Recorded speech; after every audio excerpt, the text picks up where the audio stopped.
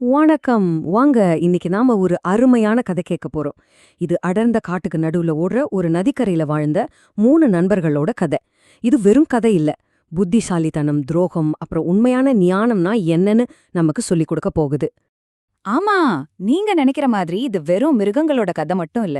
இது ஒரு ஆழமான நட்போட பயணம். அந்த நட்பு எப்படி ஒரு பெரிய பரீட்சைய சந்திக்குதுன்னு நம்ம பார்க்க போறோம். சரி, வாங்க கதைக்குள்ள போலாம். எல்லா பெரிய கதைக்கும் ஒரு சின்ன ஆரம்பம் இருக்கும் இல்லையா? அதே மாதிரி இவங்களோட நட்பும் ரொம்ப அழகா தான் தொடங்குச்சு.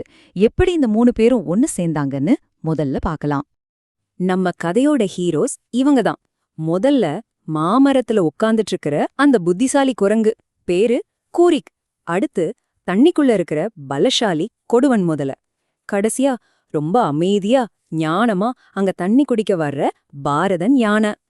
இவங்க 3 பேரும் எப்படி ஃப்ரெண்ட்ஸ் ஆனாங்கன்னு தெரிஞ்சா ஆச்சரியப்படுவீங்க. ஒரு மாம்பழத்துக்காக வந்த சின்ன சண்டை தான். ஆனா நம்ம ஞானி பாரதன் யான் அங்க வந்து அந்த சண்டை அவரை அழகான நட்புக்கு ஆரம்பமா மாத்திடுச்சு. அவங்களோட நட்பு ரொம்பவே ஸ்பெஷல். ஒருத்தருக்கு ஒருத்தர் உதவியா இருந்தாங்க. பாருங்க, குரங்கு மரத்திலிருந்து ஸ்வீட்டான மாம்பழம் கொடுக்கும். முதல்ல ஆத்திலிருந்து டேஸ்டான மீன் பிடிச்சு கொடுக்கும். யான் என்ன பண்ணும் தெரியுமா? அதுல பெரிய காதால வீசி ஜில்லுன்னு காத்து கொடுக்கும். ஒரு பர்ஃபெக்ட் டீம் இல்லையா? ஆனா எல்லா கதையிலயும் ஒரு ட்விஸ்ட் இருக்குமே, அதே மாதிரி தான் இங்கேயும். இவ்ளோ அழகா போயிட்டு இருந்த இந்த நட்பு அதோட வாழ்க்கையிலேயே ஒரு பெரிய புயலை சந்திக்க போகுது. கதையோட டேர்னிங் பாயிண்டே இதுதான். கொடுவன் முதலையோட மனைவி கொடுவி ஒரு பயங்கரமான ஆசைய சொல்றா. என்ன தெரியுமா? அவளுக்கு கூரி குரங்கோட இதயம் வேணுமா. இப்ப கொடுவன் நிலைமையை யோசிச்சு பாருங்க. ஒரு பக்கம் உசுறு குடுக்கற நண்பன், இன்னொரு பக்கம் விடாபிடியா கேக்குற மனைவி.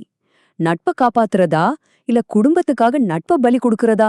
அப்பாப்பா, என்ன ஒரு தர்ம சங்கடம். சரி, இந்த குழப்பத்துல கொடுவன் என்ன முடிவெடுத்தான் பார்க்கலாம். பாவம், அவன் தப்பான வழிய தேர்ந்தெடுத்துட்டான். துரோகம் செய்ய முடிவு பண்ணிட்டான். அவனோட பிளான் என்ன தெரியுமா? நேரா கூறிக்கிட்ட போறான். நண்பா, ஆத்துக்கு அந்த பக்கம் ஒரு மரம் இருக்கு.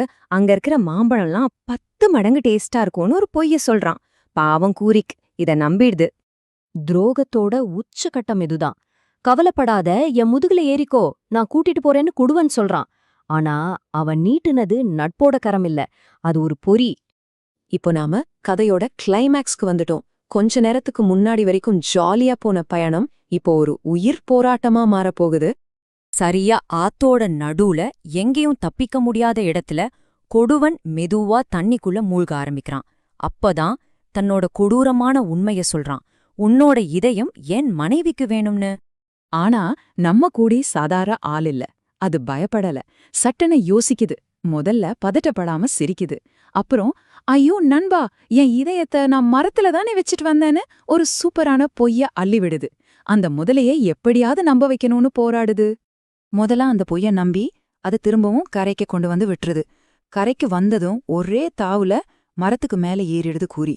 அங்கிருந்துட்டு சொல்லுது, ஏ முட்டாள் முதலையா, யாராச்சும் இதயத்தை உடம்புக்கு வெளியவா வச்சிருப்பாங்க? என் நம்பிக்கைக்கு துரோகம் பண்ணிட்டேன்னு சொல்லி திட்டுது. சோ துரோகம் நடந்துருச்சு, நட்பு முறிஞ்சு போச்சு. கதை முடிஞ்சுதா? இல்ல, இன்னும் இருக்கு.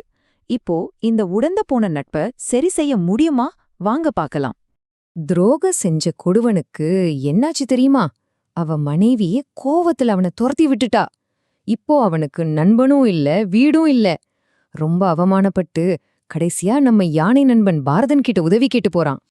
இங்கதான் 2 பேரோட குணத்தையும் நாம ஒப்பிட்டு பார்க்கணும். முதல்ல தன்னோட ஆசைக்காக நட்ப காட்டி கொடுத்துச்சு. ஆனா யானையோ தப்பு செஞ்ச நண்பன் உதவி கேட்டு வரும்போது அவனை மன்னிக்க தயாரா இருந்துச்சு. இதுதான் ஞானம். பாரதன் யானையோட உதவியால அவங்க நட்பு மறுபடியும் சேருது. ஆனா அது பழைய மாதிரி இல்ல. இப்போ அதுல ஒரு எச்சரிக்கை உணர்வு இருக்கு, ஒரு புரிதல் இருக்கு. முன்ன மாதிரி முதல முதுகுல குரங்கு சவாரி செய்யல. இப்போ குரங்கு ஒரு நீளமான குச்சியால தான் பழத்தை கொடுக்குது. நட்பு உயிரோட இருக்கு, ஆனா அதோட வடிவம் மாறிடுச்சு. சரி, இவ்ளோ பெரிய ஏற்றிறக்கங்கள் கொண்ட இந்த கதையிலிருந்து நாம கத்துக்க வேண்டிய விஷயங்கள் என்ன? பாருங்க, முதல்ல பேராசைக்காக நட்ப எப்பவும் காட்டிக் கொடுக்க கூடாது. 2வது, எவ்வளவு பெரிய ஆபத்து வந்தாலும் பதட்டப்படாம புத்திய யூஸ் பண்ணணும். 3வது, உண்மையான நட்புக்கு மன்னிக்கிற குணம் கண்டிப்பா இருக்கணும். கடைசியா, ஒரு புத்திசாலி நண்பன் கூட இருந்தா எந்த பிரச்சனையையும் தீர்க்கலாம். கடைசியில அவங்களோட புதுப்பிக்கப்பட்ட நட்பு முன்ன விட ரொம்பவே வலிமையானதா மாறுச்சு. ஏன்னா அதுல குரங்கோட புத்திசாலித்தனம், முதலையோட வலிமை, அப்புறம் யானையோட ஞானம், இந்த மூணும் ஒன்னு சேர்ந்துருச்சு. அப்போ கடைசியா உங்ககிட்ட ஒரு கேள்வி. ஒரு நட்பு ரொம்ப நாளைக்கு நிலைச்சு நிக்கணும்னா இந்த மூணுல எது ரொம்ப முக்கியம்னு நீங்க நினைக்கிறீங்க? குரங்கோட புத்திசாலித்தனமா, முதலையோட பலமா, இல்ல யானையோட ஞானமா? யோசிச்சு பாருங்க.